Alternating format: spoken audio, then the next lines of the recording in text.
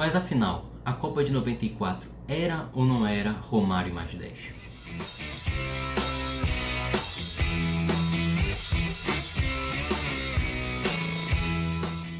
Fala galera, eu sou o Felipe, estamos chegando com mais um vídeo no canal e hoje nós iremos falar sobre a seleção brasileira de 1994, a seleção do Tetra, que terá o jogo transmitido hoje pela Rede Globo, e vamos falar se aquela seleção era realmente o Romário mais 10 ou se era uma seleção que tinha bons nomes e é desvalorizada ou subestimada até hoje. Mas antes de começarmos o vídeo, tenho duas coisas para falar. O primeiro ponto é aquilo de sempre: deixe seu like, seu dislike, se inscreva no canal, compartilhe com seus amigos, mande no grupo de WhatsApp. O importante é que você continue interagindo aqui e vendo os vídeos sempre que forem postados. O segundo ponto é sobre os próximos dois vídeos. No próximo vídeo teremos um convidado, onde cada um na sua casa irá responder 10 perguntas e você pode dizer aqui nos comentários quais respostas você gostou mais, se foi a minha ou se foi a do convidado. O vídeo sai nesta quarta-feira. E no segundo vídeo eu irei responder perguntas em que vocês podem deixar ou aqui embaixo nos comentários, ou no Instagram que eu tenho sobre futebol, ou no meu Twitter, que estarão aqui embaixo ou na descrição. Mas voltando à pergunta inicial, se a seleção era só Romário ou se ela é subvalorizada, sim, ela tinha muita coisa do Romário. O Romário foi o craque da Copa, mas era uma boa seleção. E a gente vai destacar isso e vai destacar porque ela era uma seleção desacreditada. Primeiro porque ela era desacreditada.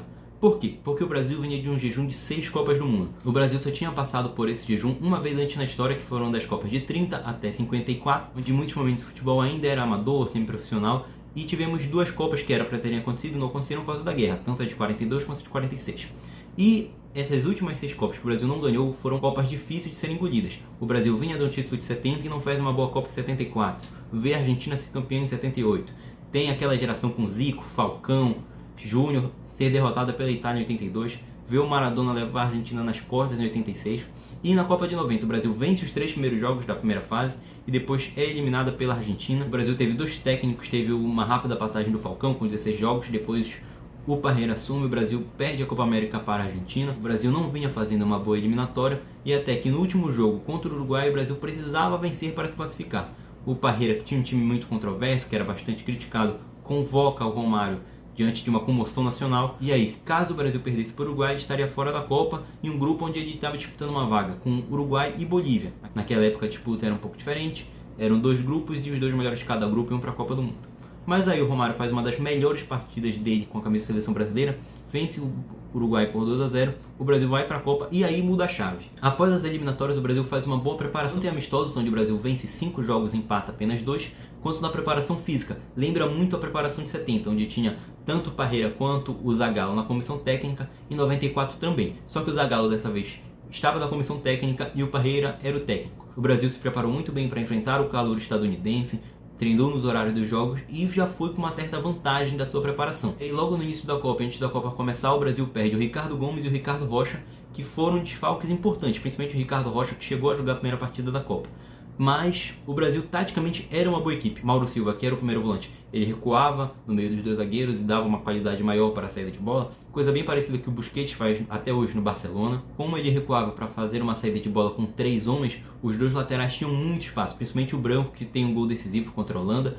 Então os alas, que eram o Raí e o Zinho, principalmente o Zinho, começavam a flutuar mais por dentro para armar as jogadas. E aí o Brasil tinha um ataque lá na frente com muita movimentação, muita sintonia. Tanto o Bebeto quanto o Romário jogavam no futebol espanhol, o Romário do Barcelona e o Bebeto no Deportivo La Coruña, e eles tinham um grande entrosamento. O Brasil no ataque foi disparada a melhor seleção da Copa, mesmo não sendo atacantes altos, mas eles eram muito ágeis e os dois meio que se completavam naquele time. Mas falando jogo por jogo, o Brasil foi melhor em todos os seus jogos. Foi a melhor seleção da Copa, na verdade. Tanto que, apesar das críticas da imprensa nacional, a imprensa estadunidense principalmente elogiava muito o Brasil. Era o país que mais divertia o público na Copa, era a seleção que apresentava o melhor futebol. Aí chega a Copa do Mundo, o Brasil faz uma primeira fase tranquila, vence os 2 primeiros jogos, empata já classificado com a Suécia e vai para as oitavas de final pegar os Estados Unidos. Estados Unidos que só tinha se classificado na última rodada como um dos melhores terceiros colocados, que era o regulamento da época. E o Brasil tem um desfalque no início do jogo, que é a expulsão do Leonardo, mas em tese o Brasil faz uma partida melhor que os Estados Unidos, mesmo com a menos, onde seria mais fácil o Brasil fazer 2-0 do que os Estados Unidos empatar o jogo. Na segunda fase, nas quartas de final, o Brasil enfrenta a Holanda, e aí é o jogo de maior susto. Por quê? Porque o Brasil abre 2-0 no placar, faz uma ótima partida, dominava a Holanda, e aí tem um apagão. E nesse apagão a Holanda conseguiu diminuir e empatar o jogo, com o Bergkamp sendo o chefe de ataque holandês. E nessa queda brasileira, o Brasil, depois de levar os 2 gols, estava começando a nivelar e melhorar no jogo. Nesse momento que o branco sofre a falta, e aí é o lance da Copa, né? Porque o chute do branco é um chute muito bom, a bola entra exatamente onde tinha que entrar. Mas se não fosse o Romário se desvinculando com seu corpo, se dobrando, se contorcendo, para sair da trajetória da bola, não teria o gol. Por quê? Primeiro porque a bola iria esbarrar no Romário. Segundo porque ele estava tapando a visão do goleiro e quando a bola passa pelo Romário já estava muito em cima do goleiro, entra exatamente onde tinha que entrar. Então é um gol muito especial para o Brasil. E é esse o gol que coroou uma boa partida do Brasil. Já nas semifinais contra a Suécia, o Brasil vence novamente por 1-0, mesmo resultado das oitavas de final. Só que foi um verdadeiro massacre. O Brasil finaliza mais 17 vezes contra apenas uma da Suécia. E o Brasil poderia muito bem fazer 2, 3, 4 gols.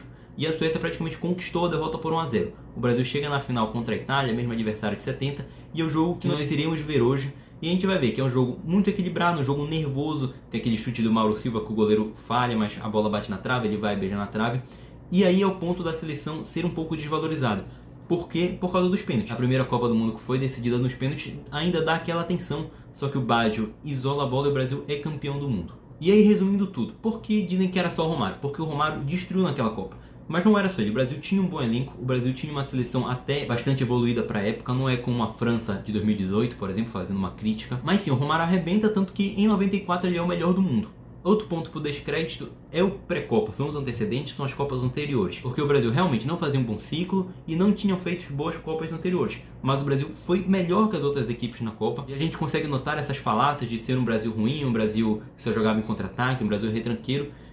Porque foi um Brasil que jogou melhor e de forma mais segura para ser campeão do que o Brasil de 2002, por exemplo. Se a gente for pegar a campanha de 2002, o Brasil passa sufoco contra a Inglaterra quando o Ronaldinho é expulso. O Brasil passa sufoco na semifinal contra a Turquia. Isso sem falar da Bélgica nas oitavas de final, porque caso aquele lance polêmico do gol tivesse sido validado, o Brasil poderia ter um rumo diferente naquela Copa. Então o Brasil de 94 era sim comandado pelo Romário, mas tinha outros bons jogadores, outros muito bons jogadores, uma seleção avançada. E é um vídeo para valorizar a seleção, para parabenizá-los, e é basicamente isso. O vídeo fica por aqui, espero que vocês tenham gostado, que deixe seu like, que mande as perguntas aqui e confira o próximo vídeo que sairá nesta quarta-feira.